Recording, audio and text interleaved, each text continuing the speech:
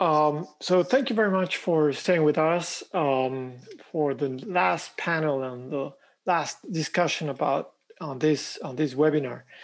And this roundtable has a little story I want to tell everybody.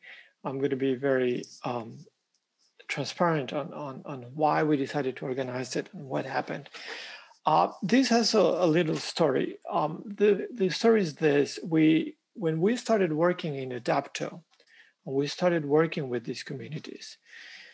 Our initial premise was that women are particularly vulnerable to climate change effects. We know from theory that women are particularly vulnerable to disasters in general.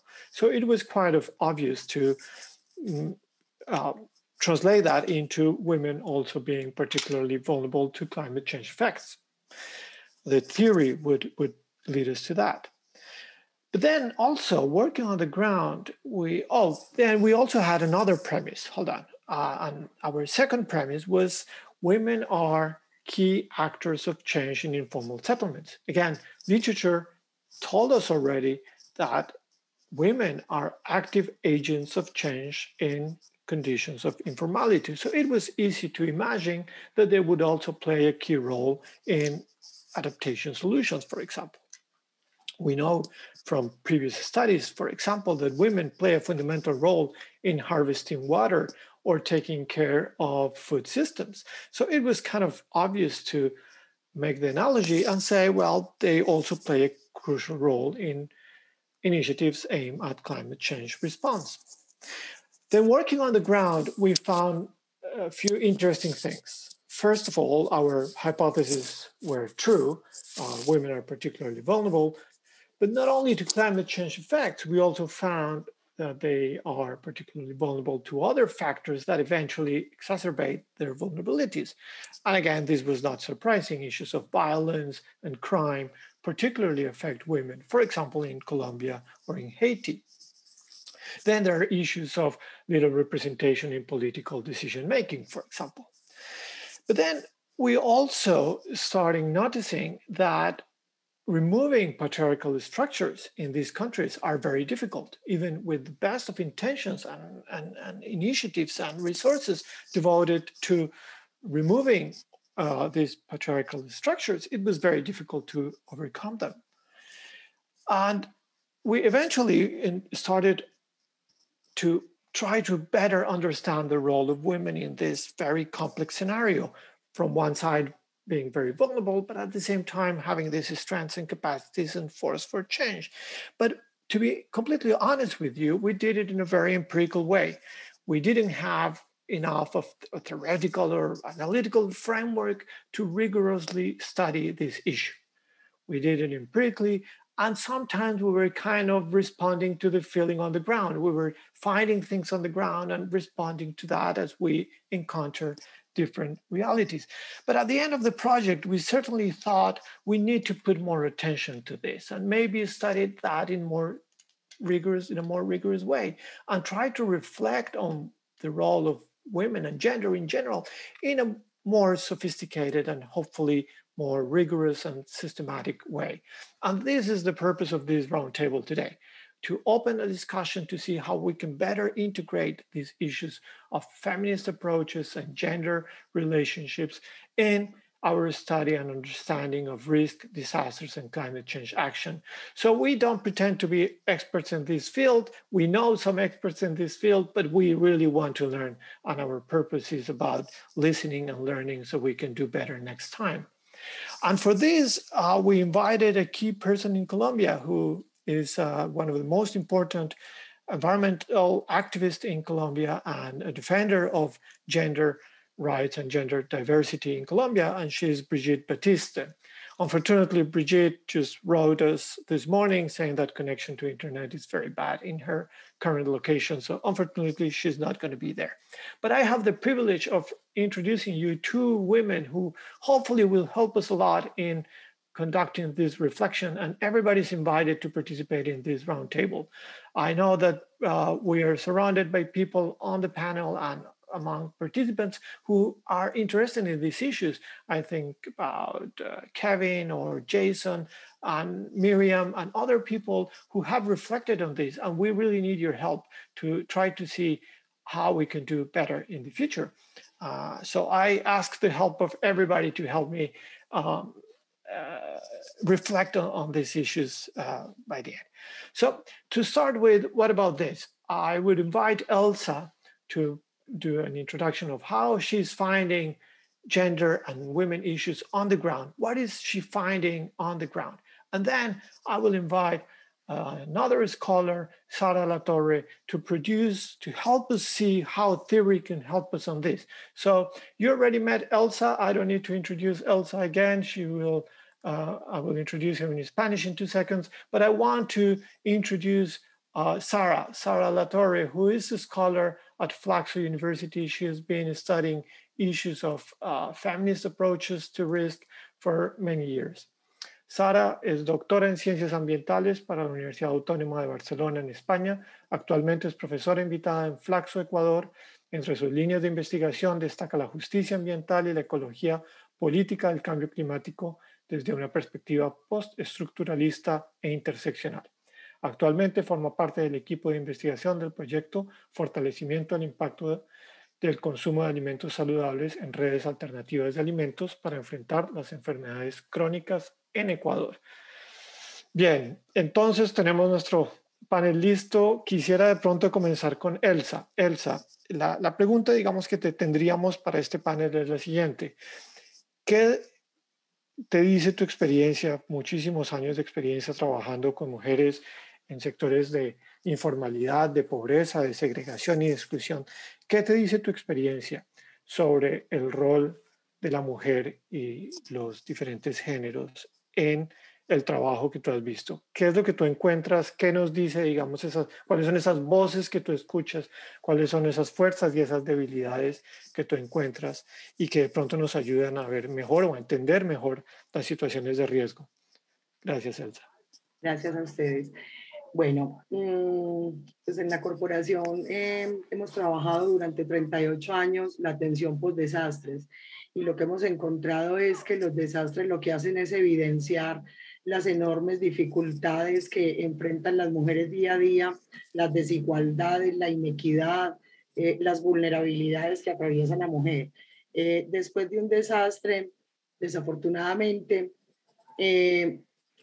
se disparan o se multiplican todas las violencias que hay ocultas o que ya están existiendo o las que están latentes.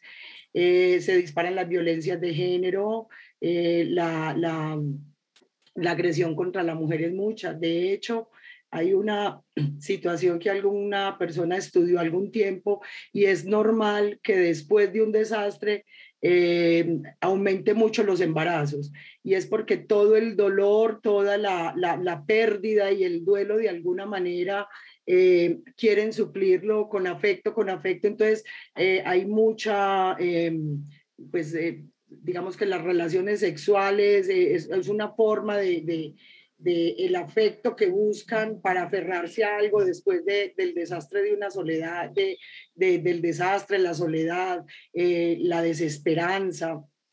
Entonces, de alguna manera, la mujer, eso es de alguna manera es una forma de violencia no muy evidenciada, pero que está ahí latente. Aparte de todo, aparte de las pérdidas, cuando un desastre tiene pérdidas de vidas humanas, la sola pérdida de la vivienda y en muchas ocasiones de la fuente de ingresos es un duelo bien grande que se debe enfrentar. Y mucha de esta responsabilidad recae sobre la mujer. El hombre asume una posición muy pasiva después de un desastre. La mujer es la que está siempre pendiente de los procesos de reconstrucción, de levantar los ánimos de la familia. Muchas veces cuando hay pérdidas de vidas humanas y cuando es el proveedor económico que se pierde la vida del proveedor económico, hay que recomponer toda la dinámica familiar. y cambian todos los roles y las funciones, y todo esto recae sobre la mujer. La mujer debe volver a ponerse de pie. Tiene que ser resiliente, sí o no, quiera o no quiera. La mujer tiene que volverse resiliente y ser capaz de enfrentar el proceso de duelo, levantar a toda su familia, pero reconstruir también todas esas pérdidas que se tuvo. Entonces, por eso es tan común que cuando se hacen las reuniones, mayoritariamente asisten las mujeres. La mujer es la que está haciéndole frente a estos procesos.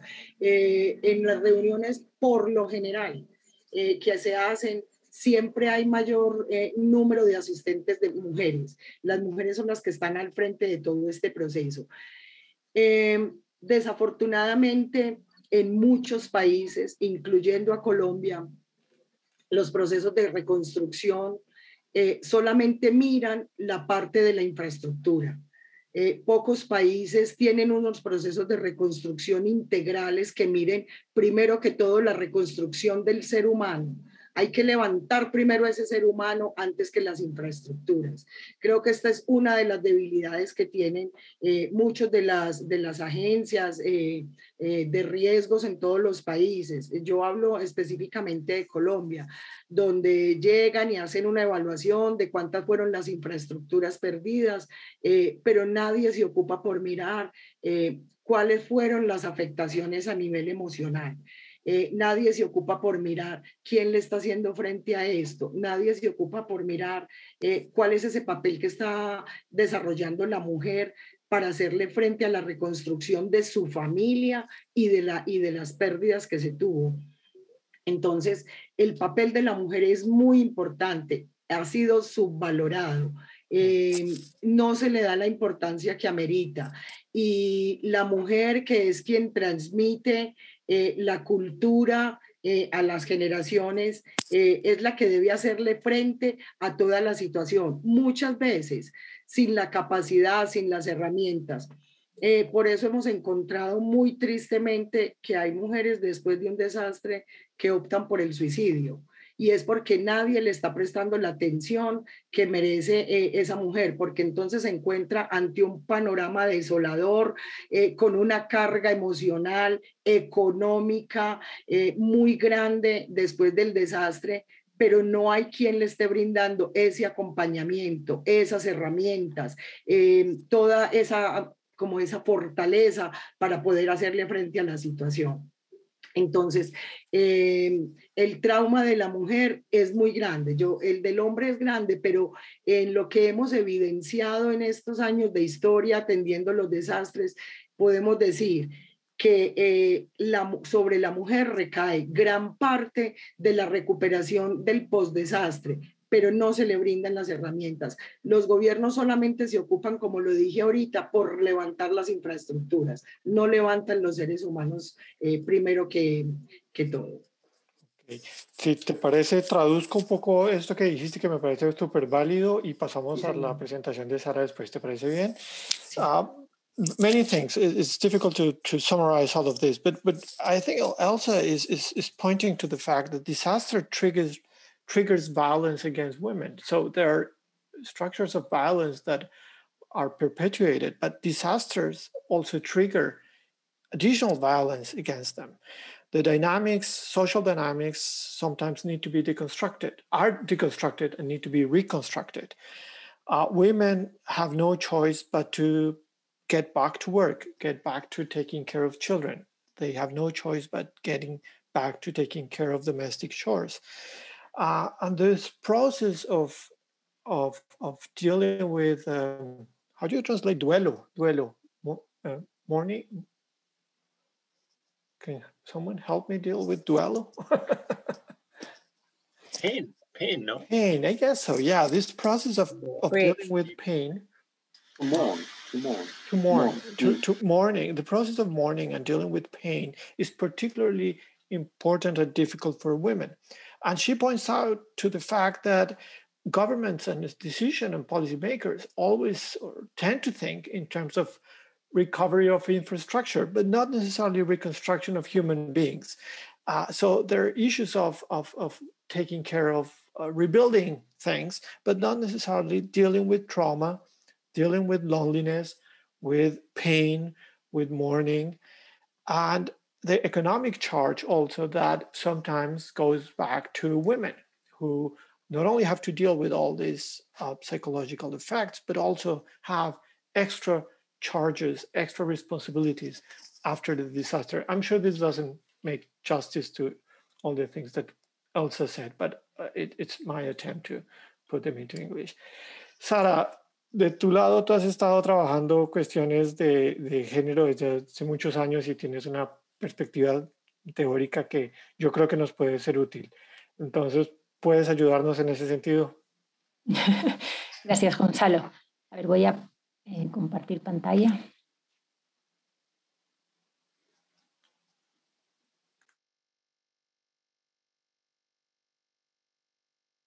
¿Están viendo mi Sí, pantalla? Sí. Escuchamos bien, sí. Perfecto. Bueno, gracias. Un gusto estar aquí. Yo voy a hacer, como tú dices, voy a plantear algunas ideas que en este caso ¿no? la mirada o la literatura feminista ha hecho sobre todo a esta literatura y la forma de investigación en políticas de adaptación al cambio climático y después algunas ideas justamente para reconfigurar a partir de estas falencias que la literatura señala. Entonces,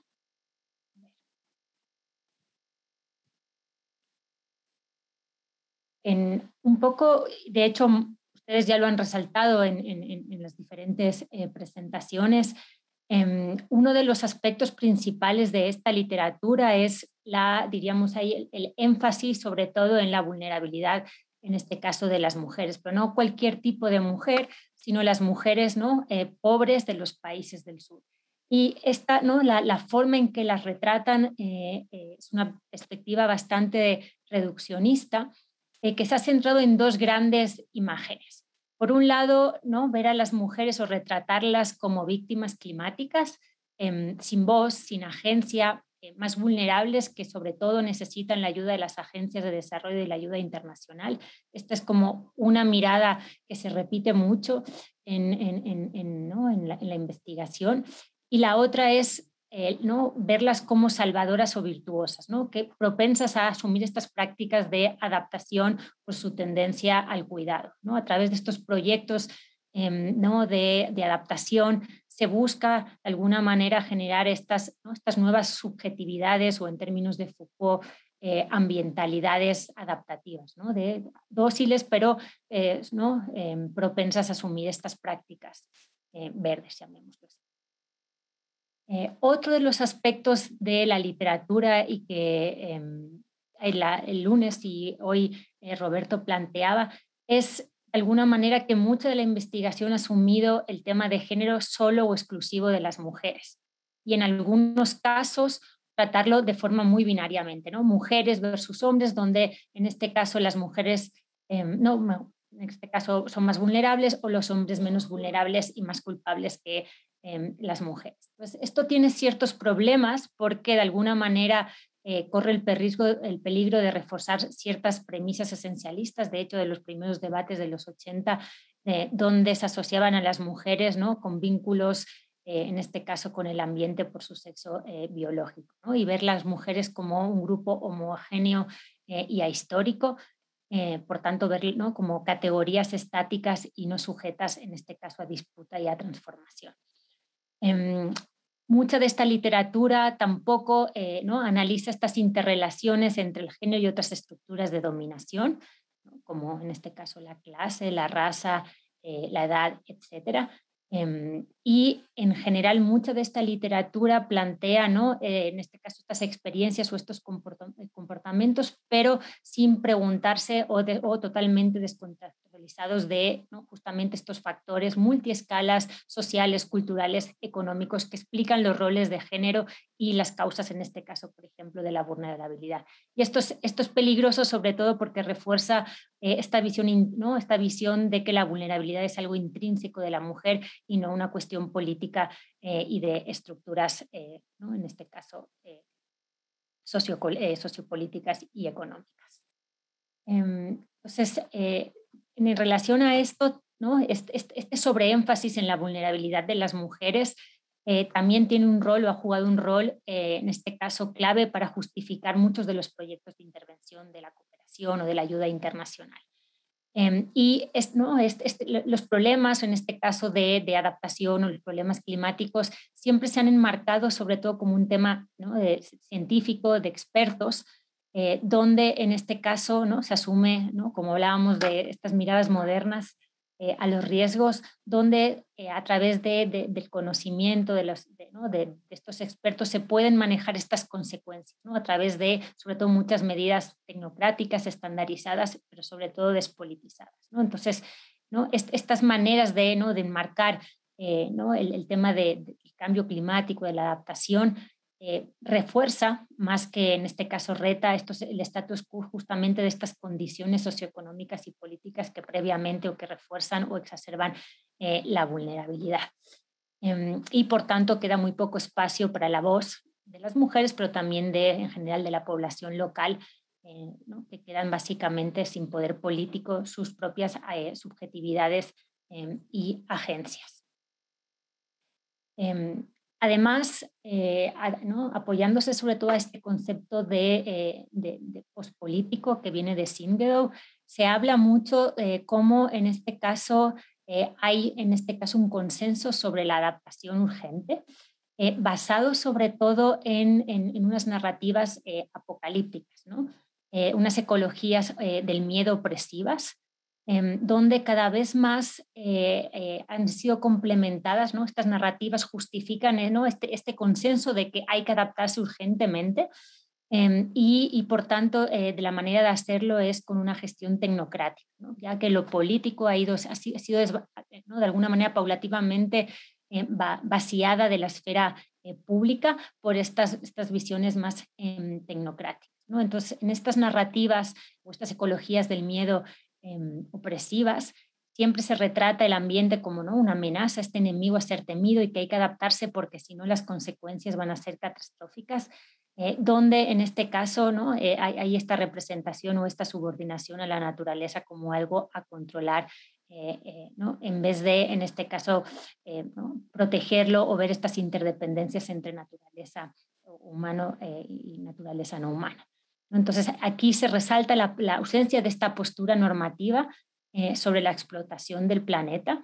Y en este caso, ¿no? Esta ausencia también ¿no? de alguna manera evita medidas más radicales o de transformadoras del propio sistema socioeconómico que causa el cambio climático, que causa estas vulnerabilidades.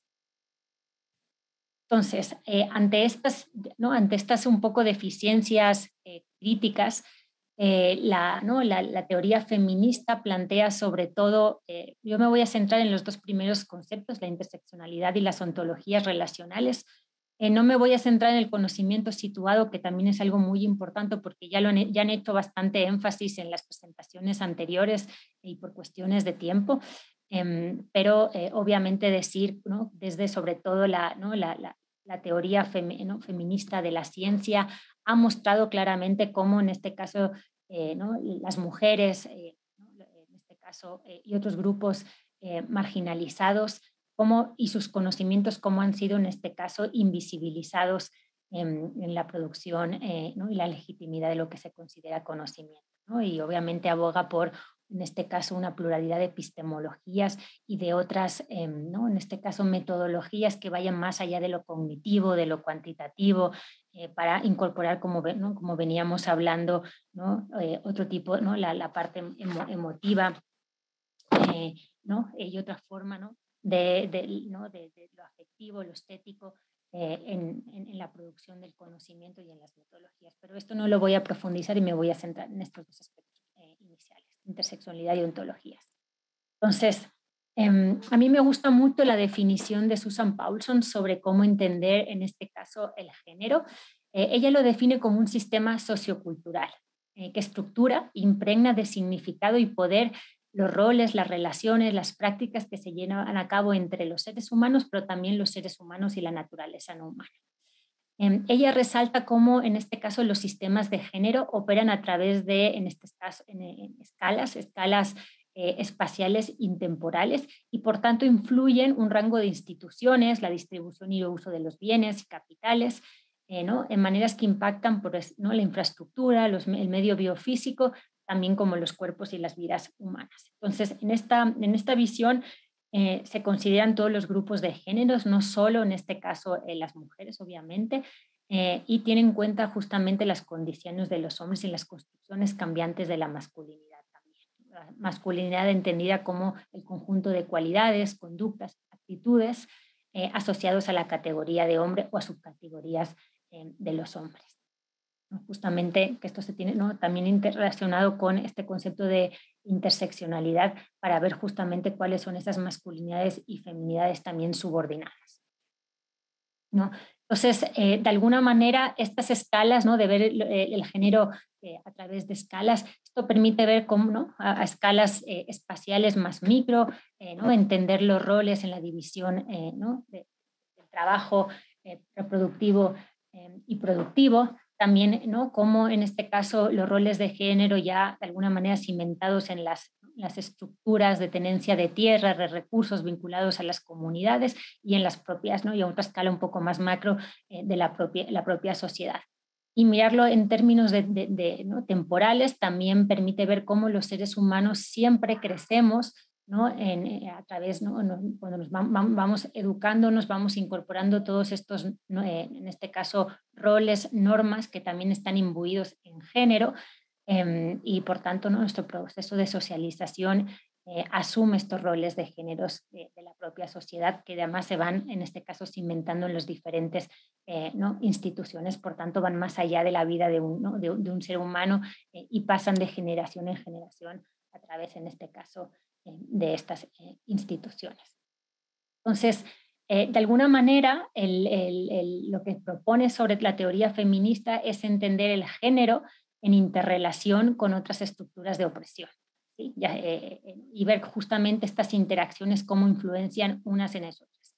La idea no es, ¿no?, de alguna manera estudiar todas las interrelaciones, ¿no?, entre la clase, el género, la etnia, el parentesco, la edad, etcétera, sino en cada caso o en cada contexto identificar cuáles son aquellas interacciones o aquellas estructuras de opresión que se interrelacionan y que son más importantes para, en este caso, el contexto, ¿no? Y salir sobre todo de esta mirada binaria, ¿no?, de mucha de esta investigación que a veces simplemente asumen el género o el género de la clase con ciertas, ¿no?, miradas y con ciertos, ¿no?, como atribuidos ciertos roles ya a estas categorías. Entonces, teniendo en cuenta ¿no?, todos estos conceptos, un marco, una propuesta analítica para entender, en este caso, la adaptación o el cambio ambiental, pero también climático en general, de la teoría feminista, tiene que ver, ¿no?, entender y posicionar siempre, en este caso, el ambiente local, ¿no?, o sea, esta comunidad, este sistema concreto, entender las relaciones de poder, las estructuras de poder ¿no?, que hay en este sistema, ya sean de clase, de etnia, de género, etcétera, ¿no?, esta interseccionalidad y entender justamente también, ¿no?, cómo ¿no?, este sistema local se interrelaciona a nivel multiescala con un contexto mucho mayor, ¿no?, político y socioeconómico que incide y que en este caso refuerza estas, en este caso, desigualdades o estructuras de poder, ¿no? Entonces, este régimen de género,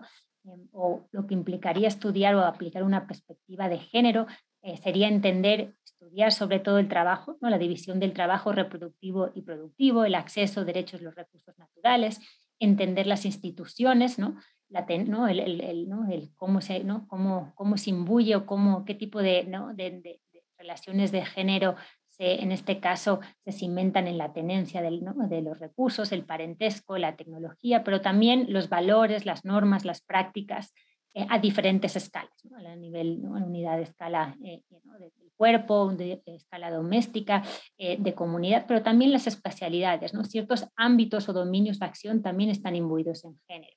Y eso explica muchas veces, incluso en una propia comunidad, cuáles son los espacios, en este caso femeninos o masculinos, y eso ¿no? Y cómo se interrelaciona esto para explicar ciertas inequidades, ¿no? Entonces, entender todos estos factores, ¿no? Explica o permitiría entender, ¿no? Las diferencias de conocimiento y de percepciones, los intereses y responsabilidades, pero también las acciones colectivas, las agencias que pueden, en este caso, surgir, ¿no? De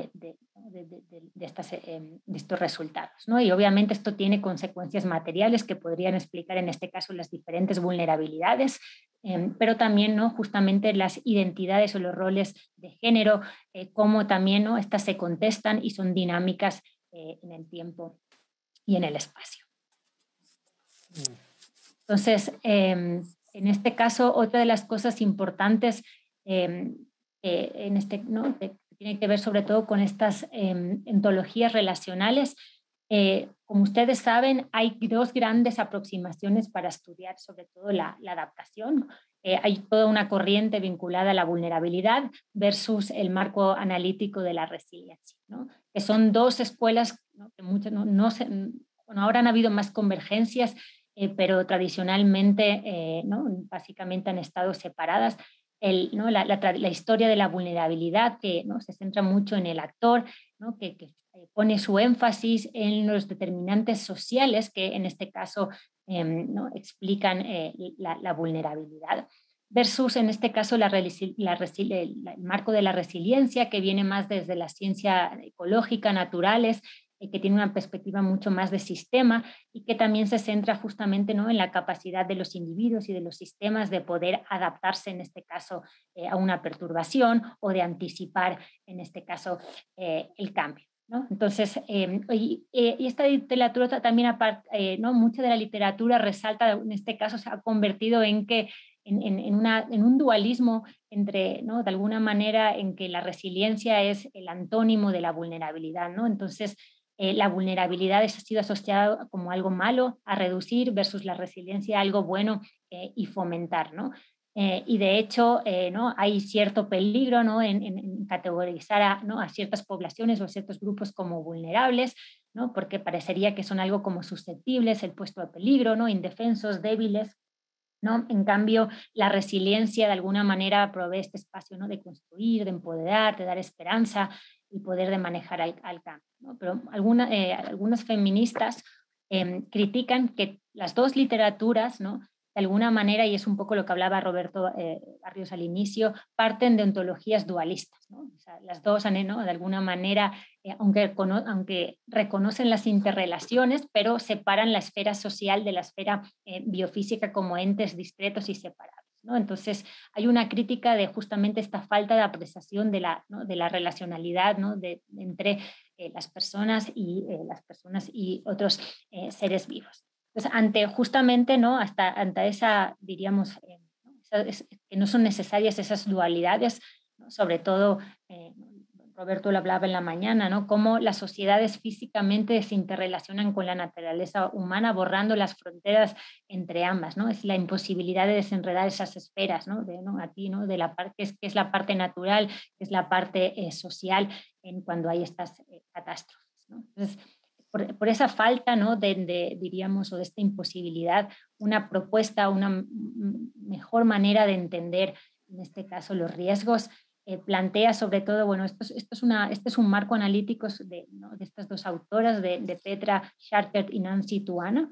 Ellas hablan de la resiliencia situada. Ellas prefieren mantener el concepto de resiliencia en vez de vulnerabilidad, porque la resiliencia justamente tiene esta connotación un poco más positiva ¿no? de capacidad de aprender de los errores, de la innovación, de gestionar el cambio gradual, pero también transformación, ¿no? Pero ellos reconfiguran este concepto de resiliencia basada sobre todo en este concepto de conocimiento situado de Haraway, y plantea que siempre la resiliencia es parcial y situada y obviamente sensible a las relaciones de poder, ¿no? Entonces, ellas hablan sobre todo de justamente a partir de ¿no? este concepto de estas ontologías relacionales, hablan de socionaturalezas para evitar estas dicotomías entre lo local, lo global, lo sujeto-objeto, y de ver justamente, ¿no? Estas escalas un poco más fluidas y estas interrelaciones multiescalas que siempre están en proceso de elaboración y negociación y que son emergentes. ¿no? Entonces, a partir de estas interrelaciones, hablan de vulnerabilidad recíproca, ¿no? No algo como pasivo ni negativo, sino como la principal habilidad de afectar y ser afectado, ¿no? Es la condición de ser en relación a los otros. Por tanto, ¿no? Esta relación con los otros permite obligaciones éticas, ¿no? Y que por tanto estas relaciones pueden ser una precondición para el cuidado o para causar daño. Por tanto, no es que necesariamente sean negativas o algo a reducir, ¿no? No hay que reducir invulnerabilidad, sino fomentar mejores relaciones de cuidado, tanto entre los humanos, pero también entre humanos y en este caso otros seres vivos o la naturaleza no humana, ¿no? Que son estas relaciones emergentes. Tanto plantean ¿no? una ética del cuidado, ¿no? Un balance éticamente justificado entre quién o qué es afectado y quién es beneficiado de esta vulnerabilidad relacional. Entonces, esta es otra manera. Entonces, ya para un poco sintetizar, ¿no?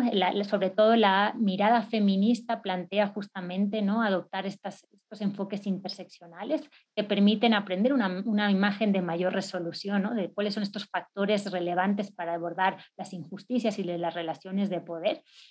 Por tanto, ¿no? Permitiría generar un conocimiento diferenciado y minucioso sobre, ¿no? estrategias climáticas más efectivas y legítimas.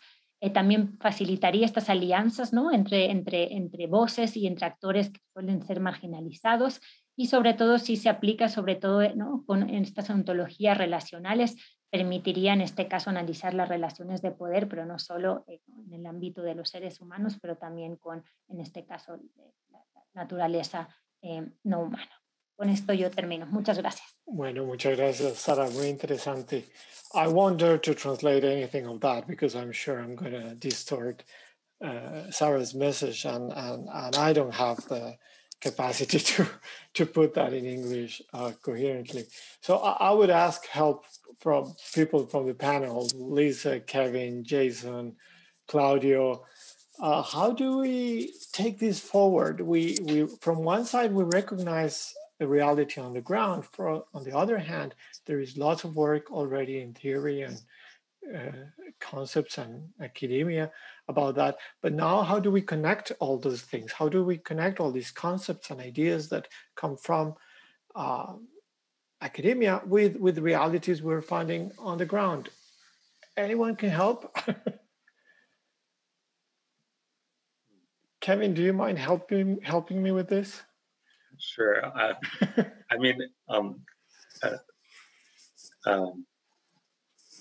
como en términos de mi identidad de norteamericano y que no crecí en América Latina y que soy hombre, tal vez no soy el obvio para hacer la intervención, pero fue muy fascinante la plática y también como un overview de teorías feministas que se puede movilizar en contextos como nosotros trabajamos. Entonces, súper bienvenido. No sé, en el lugar de responder, simplemente me gustaría poner una pregunta para Sara, de tal vez bueno, tengo dos, pero uno es si nos podría trabajar un poquito algunos o alguna de las teorías con un ejemplo concreto, porque fue una introducción a muchas teorías, pero nos ayudaría mucho, creo, o para mí, si usted podría elegir cualquiera ejemplo de sus experiencias y tal vez darnos un ejemplo de cómo un ejemplo, dices, para usar uno de esas teorías. Tal vez Roberto, por ejemplo, nos criticó en una manera muy suave el proyecto en base a la diferencia del feminismo de Norteamérica y un feminismo transnacional. Entonces eso sería pues, una avenida, una posible avenida o de no sé, hay otras posibilidades, but just to To give y pensabas para... one concrete example where you use the feminist theory to kind of work through, you know, a particular situation. Okay. And obviously not all of it. Like this was a gigantic wide presentation, right? Which was amazing, but a piece. Or is that what we're Sara, un ejemplo, un caso concreto que nos ayude a aclarar esto. A ver, gracias Kevin por su comentario y pregunta. Yo creo que, o sea, yo estuve ayer en las intervenciones de Adapto y un poco diríamos, lo que he escuchado también hoy, yo creo que incluso a veces hay este reforzamiento, yo entiendo un poco sin tratar de, en este caso, quedarse en la mayor vulnerabilidad de las mujeres, pero sí hay como, yo sí siento un poco que sí se reafirma, por un lado, la mayor vulnerabilidad que existe, ¿no? Y es importante visibilizarla para, en este caso, mostrar estas desigualdades. Pero yo sí he sentido, por ejemplo, estas dos dualidades entre, por un lado, la mayor vulnerabilidad y por el otro, ¿no? el trabajar como las mujeres, como el rol, ¿no? Las líderes, las propensas a activar, etcétera, ¿no? Que es muy probable, pero también hay que entender, ¿no? El peligro también de, en este caso, esencializar esos cuidados o esa protección, porque eso implica también mayores cargas de trabajo. Eso genera, en este caso, ¿no? O sea, además de todas las cargas que ya tienen por sus roles de género, además tienen que participar en el proyecto, las implicaciones que tiene, etcétera, ¿no? Entonces, yo creo que estas dos como maneras de retratar o de abordar una problemática hay que trabajarlas también, ¿no? De hecho, en muchos casos, las mujeres también quieren obviamente participar, ¿no? Porque aunque a lo mejor les implique mayor carga de trabajo, también implica mayor empoderamiento o en este caso, de alguna manera, plantear, ¿no? Mayor empoderamiento en el hogar o mayor empoderamiento en la esfera pública, ¿no? Entonces, no es que sea algo, el poder siempre es relacional, siempre hay, ¿no? Hay en este caso ciertas, ¿no? Como hay estructuras de opresión y a la vez también de empoderamiento a la misma vez, ¿no? Yo creo que esto es algo que debe de ser, yo creo que puesto y explicitado y discutido, ¿no? hasta con en este caso, con las participantes y los participantes y en los propios proyectos en este caso Ahí perdí un poco a Sara. O de trabajo, ¿no? Entonces, esto por un lado, la otra cosa, y el otro tema sería en no tratar en este caso, o tratar de interrelacionar mucho más, ¿no? Diríamos, de cuáles son como esas, ¿no? Ver a las mujeres, pero también ver esas interrelaciones a lo mejor con la etnia o la raza, ¿no? O con, en este caso, la edad. Cuando uno lleva los proyectos, no es lo mismo ser una mujer, en este caso, afro o indígena, o joven o mujer, ¿no? Entonces, mejorar desagregar ¿no? esas categorizaciones permite muchas veces entender diferentes estrategias y en este caso, de poder. Y yo creo que eso hay que ser sensibles y que no hay una receta. Por eso les decía, yo creo que hay que entender cuáles son esas categorías más relevantes para ese caso concreto, ¿no? en ese momento espacial y temporal, porque obviamente todas estos roles también son sujetos a, ¿no? dinámicos y a cambio. Okay, we have many possible interventions. One by Stefan. So can you prepare Stefan to intervene? And I also invited actually Jason von Mending, a professor at University of Florida, to reflect on this very quickly. I know I took him by surprise on this, so sorry, Jason, but since he has worked on different papers on feminist approaches to risk, we wanted to hear from you a little bit. So can you prepare also to intervene? And then we also have a comment by Lisa, and finally with another comment by Miriam. So can we take it in that order? Stefan. Gracias. Hola a todos. Muchas gracias para las presentaciones. Excelente. Can you speak louder, because it's difficult to hear your voice. Okay. ¿Y ya? ¿Es mejor así? A little bit better. Okay. Pues más próximo de la computadora. Pues lo que, siguiendo las narrativas de hoy, hablamos de conceptualizaciones de desastres y la militarización, ¿no? En los diálogos después de la presentación de Roberto, de las respuestas. Y también estamos en un paradigma que veo como reagir o dar respuesta a cambios climáticos, riesgos o desastres. Y normalmente con proyectos. Y estoy preguntando porque ya en el proyecto de Adapto había como tipos A y tipo B. Y en unos casos los tipos B fueron mucho más flexibles, mucho más social en su natura. Y también con proyectos, porque también hablábamos ayer en otras plataformas de la importancia de impacto de proyectos y cómo medir impacto. Y eso me hace pensar que la conceptualización de un proyecto también es muy influido de esa visión casi, pues, en un extremo militarizada, en otro se puede ser más flexible. Pero la urgencia en que hablaba Sara de la problemática de la crisis climática, de cambio climático, se da mucho menos espacio para creatividad, para hacer diseños, para tener el tiempo y el ambiente necesario y humano.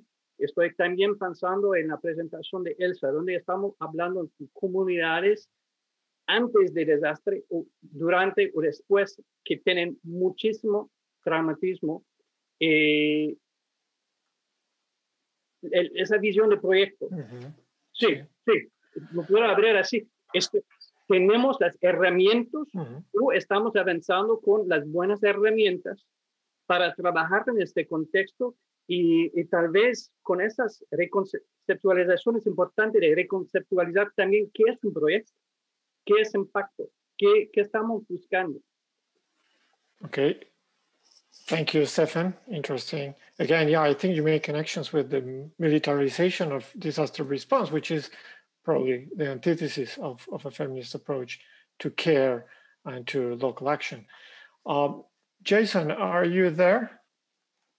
I know I'm taking you by surprise. I'm sorry again, but are you there? Okay, I'm here. Hi, Jason. How are you?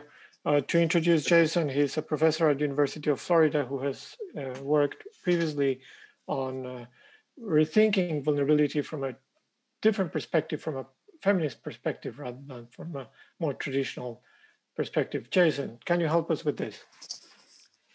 Thanks, Gonzalo. And apologies that my contribution is limited by my language limitations. So apologies if I repeat anything that's already been said. I'm reminded here of Silvia Federici's work showing that capitalism is built on the depreciation and devaluing of women. And she shows in her work that it's not an unfortunate outcome, but it's a strategy and a method. And pre-capitalism, women often had access to the commons and communal assets, but then they became the commons themselves, their labor and their bodies. And I want to comment a bit here on the concept of vulnerability. And I know from my terrible interpretation of Sarah's slides that she was commenting on this, in that vulnerability is used as a label for women to frame a situation intentionally. And I think in disaster research, we're in a bit of a bind because we know that framing vulnerability as a condition of weakness or a condition with the likelihood of violence or harm can actually be problematic. And we often refer to the vulnerability paradigm. And this is an attempt to emphasize root causes of risk, but it can also be paternalistic and contribute to othering. And I think of Greg Bankoff and Marino and Fass that have emphasized this recently. And so pathologizing vulnerability often inspires humanitarian interventions or impulses in how we feel about those who are labeled as vulnerable. And Paulo Freire talks about this and talks about the difference between humanitarianism and humanism in how we respond to oppression. And I think often the way that vulnerability is framed inspires humanitarian intervention rather than solidarity. So we have to ask, as so-called experts or those on the outsiders, who needs whom? Do these communities, do these people need us, or do we need them to make us feel better, to make our research valuable? And so this is why I really love feminist reframings of vulnerability. And radical feminist literature often argues that vulnerable bodies are open to different alternatives, not only wounding, but also caring. And so I think here we're kind of exposed to the potential of vulnerability, and which is transformative. Because if we confine ourselves to a hegemonic framing of vulnerability, which is only aligned with violence, then we ignore any potential for transformative change that's associated with the concept. And when we think of vulnerability as weakness, it inspires this humanitarian impulse. And this aligns with the dominant mode of social organization, which is competition rather than collaboration or cooperation. So I think we need to dream of politics of care, where we build from our mutual interdependencies, our mutual vulnerabilities. Rather than disavowing vulnerability, we can actually embrace it as a condition that has potential for freedom and transformation. So I'd finish just by saying that people that are labeled as vulnerable, as women are often, show us all the time what love, solidarity, and care looks like. Thank you, Jason. Very interesting. Lisa, do you want to reflect on that? Well, Jason, for not being prepared, that was beautiful. I mean, just incredibly inspiring and beautiful, and a good reminder. A lot of what we've been doing is looking at how different framings of risk, of vulnerability, of recovery, of resilience shed light on certain dynamics and obscure others, place some people at the center, the heroes, the victims. It tells a story and then leaves others out entirely. And so I think for me, part of the question, and this is what I posed in the chat box, is, how does, and this also relates to the question of how you merge theory and practice. What are we in our practice shedding light on? What are we revealing as objects of potential transformation and change? What are we reinforcing in our language, in our projects, in the way in which we distribute money, in the way we tell stories about what's going on? And being attentive to what our practice is at all these different levels, so that we are providing the kind of directions for change. And I mean, I'm still struck, and Gonzalo has heard me talk about this before, about one of our change agents who was in Cuba.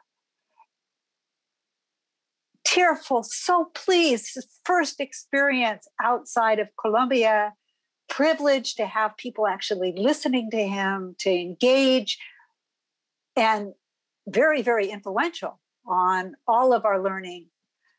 And his comment was he was only there because it was too dangerous for the women with whom he worked to come, that the repercussions at the local level would be of violence, whether that was by fathers, husbands, brothers, or the wider community. And so, sometimes the theory can be helpful, but we come down to the practice of this is lived experience. These are effective and material realities. And how do we engage with them? And caution is part of it, but there's also lots of lessons that come out of years and years of work out of feminism on how change takes place at various levels and how difficult it is to change our own biases, our own preconceptions, our household relations, our community relations, our relations with wider institutions, the state, information. So it's a huge topic. So thank you very much. I don't have answers. I just have lots and lots of questions. I think we all have lots of questions. Miriam, ¿nos puedes ayudar con todas estas preguntas? Con más preguntas. Más preguntas. Sí. Dale. Bueno, a mí me gustaría mucho... Sorry, I should introduce Miriam. I'm sorry, Miriam. Miriam is a professor at Flaxo University, an expert on food systems, and also has been working on feminist approaches to issues of risk in Ecuador. Thank you, Miriam. Gracias. Voy a tal vez hablar con un ejemplo. Yo trabajo mucho el tema de alimentario y hemos estado recientemente definiendo el consumo. Y bueno, hemos llegado a pensar que cuando tenemos una visión más feminista, tenemos que es como sobrellevar esta idea del consumo, ¿no? Porque nosotros consumimos en este momento, por ejemplo, Internet, consumimos computadoras, o sea, podríamos verlo desde ese punto de vista, pero también podemos verlo desde el punto de vista de que sugiere Dana Haraway de composting, ¿no? Que es como el compostaje. Lo que decía el ejemplo de, me parece que fue Roberto, que decía, bueno, no es que existe, no es que hay desastres naturales, es que hay una cantidad de ingredientes y luego necesitas el agua para que se genere digamos, el desastre, ¿no? Entonces, yo creo que es un poco el tema de cómo abordamos nuestra visión, que no debería ser como, dentro de la visión feminista, es como esta cuestión de mucho enfocarse o en hombres o en mujeres, sino como en las relaciones que realmente se necesitan cambiar, en donde participamos tanto hombres como mujeres. Entonces, en un reciente ejercicio que hicimos con mujeres de una asociación de productoras de alimentos agroecológicos, les preguntamos cuáles eran, si es que había aumentado su trabajo de cuidado en sus casas personalmente, y ellas dijeron que sí, un poco, más o menos, sí se sentía que había más trabajo. Y cuando dijimos, bueno, y los hombres han cocinado, por ejemplo, han asumido otros trabajos en la casa, les dijeron, sí, mi esposo quiso cocinar, pero no nos gusta cómo cocina, y cuando él cocina nadie come en la casa y se queda ahí la comida, ¿no? Entonces, me suena conocido ese mensaje. Pues entonces un poco la idea es que no es una cuestión solamente de transformación, de que haya una mayor participación de hombres en la cocina, por ejemplo, ¿no? Sino que uno de los problemas principales que está muy documentado es que muchas mujeres no quieren que los hombres entren a la cocina, ¿sí? Es su espacio y no quieren o sea, no tienen la confianza. Y este es como un producto de una relación que existe por muchos años. O sea, el tema de los roles de género es un tema que tiene su historia, que tiene su espacialidad. Entonces, vamos mucho más allá de pensar que hay que cambiar a los hombres, ¿no? O sea, necesitamos transformar o compostar la relación de una forma distinta. Y es un poco este tema, ¿no? ¿Cómo compostamos relaciones distintas para cambiar familias, territorios, organizaciones, movimientos? Y estamos pensando más en eso desde una visión feminista que no mira, o sea, que reconoce la posición que tiende a ser más vulnerable, entre comillas, para las mujeres, pero que sin embargo no es una simple responsabilidad de los hombres, ¿no? Es una relación no solo entre hombres y mujeres tampoco, es una relación hombres-mujeres y no cosas no vivas o cosas no humanas, ¿no? Sí. O sea, con el agua, por ejemplo. Dinámicas sociales, como decía Elsa también hace un rato, ¿no? Reconstruir sí. Esas dinámicas que no son binarias solamente. I would like to hear from Chile also, our folks from Chile. The reason is that in Chile, the social movement after disasters was also a feminist movement. Si entiendo bien, Roberto o Claudio, nos pueden ayudar a contarnos un poco cómo se juntaron estas respuestas post-desastre, se juntó con el movimiento social, pero se juntó también con el movimiento feminista y como que se juntaron diferentes causas en una sola que terminó siendo un híbrido de reclamaciones y de, si Claudio o Roberto nos ayudan a entender el rol de la visión feminista en el cambio social chileno.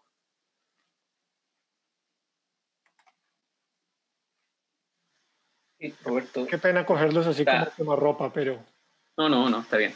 Roberto está mucho más preparado para contestar esa pregunta. Nunca se está preparado para responder a este tipo de requerimientos.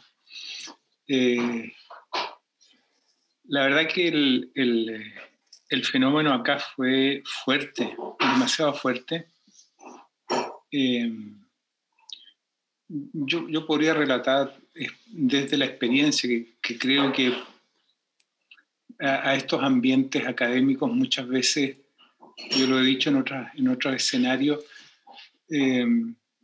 tenemos casi como el deber de intelectualizar todo y muchas veces dejamos fuera algo que nos ha dicho muy bien Elsa, que la vida cotidiana se manifiesta de determinadas maneras que a veces no somos capaces de leerlas o de interpretarlas cuando vamos al mundo de la academia. Sin desconocer, por supuesto, que el trabajo que se hace desde el punto de vista de la academia es importantísimo, no quiero entrar en esa dinámica. Pero desde la experiencia, yo podría contar de que el golpe fue muy duro.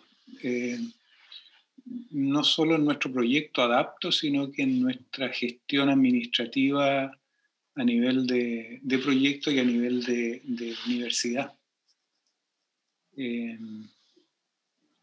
Quizás tuvimos que oír muchas cosas que ni siquiera imaginamos muchas veces que tendríamos que haber escuchado.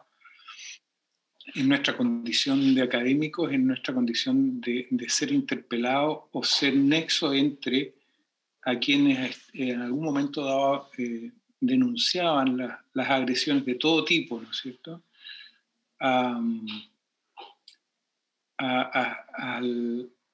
enterarnos de ellas. Creo que fue una experiencia durísima, que muchas veces parece que es necesario estos golpes, como lo son estos desastres naturales, que nos hacen observar la vida de otra manera.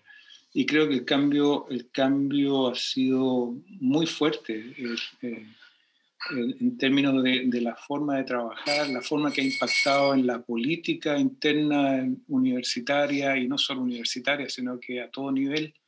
Hoy día lo estamos viendo cómo se ha mezclado con el tema del estallido social, el ir adelante con la generación de una nueva constitución o Carta Magna. Y estos temas están ya cruzando transversalmente desde la conformación de los escenarios, de los participantes y de los temas que están puestos. Ha sido una experiencia, yo diría, sorprendente, dura, impactante, pero muy bien recibida en nuestra administración. En nuestra facultad es un tema que está ahí y es increíble cómo abrir el espacio ha permitido generar e inyectar una vida mucho más completa. Por mucho tiempo nos manejamos de una manera incompleta, por decirlo de alguna manera, ¿no? Claro. Bien, ¿otros comentarios? O de pronto si alguien nos ayuda con unas palabras de cierre. Who would dare to try to summarize? Julia. Julia, dale. Te escuchamos. Julia, para presentarla, es profesora en la universidad, investigadora en la Universidad Javeriana y ha trabajado en varias universidades en Bogotá, trabaja con el proyecto Adapto y ha hecho investigación empírica en Salgar y ahora también vinculada en el nuevo proyecto que comenzamos con el CERDI. Julia. Gracias, Gonzalo. No, yo no voy a hacer las palabras de cierre porque no me siento capaz, pero sí quisiera como resaltar un poco más desde la experiencia en Salgar. Yo creo que pues me llevó como algunas reflexiones y creo que hay un punto que no sé si ya se mencionó, pero digamos que hay hablando un poco retomando y de lo que entendí, de lo que nos compartió Sara, esa mirada como sistémica y relacional, digamos, para entender cuál es lo que podríamos llamar un feminismo, pues también implica, por ejemplo, en el caso de Colombia, la dimensión de violencia. Y entonces posiblemente otra variable que afecta violencia, digamos, la histórica que hemos tenido en Colombia, ¿no? Que también se traduce en comportamientos violentos dentro del hogar. Y en el caso de Salgar, pues no es ajeno a otros municipios donde esa violencia llevó a que haya muchas madres cabeza de hogar y eso pues conecta mucho con lo que seguramente Elsa conoce mucho más en detalle y es ver que esa resiliencia, ese impulso, ese liderazgo que tienen que tomar las mujeres a veces no es una decisión como una elección que se toma, sino es algo que se debe hacer como reacción porque no hay más quien afronte esa situación. Entonces, en el caso de Salgar, yo no podría decir que esa fue la causa, pero sí fue muy llamativo, un poco como decía Gonzalo en el caso de Caratas. Nosotros no fuimos a buscar cuáles mujeres aparecían y estaban haciendo liderazgo en lo ambiental, sino que finalmente el resultado de las iniciativas en los microproyectos terminaron siendo liderados en un 80-90% por mujeres.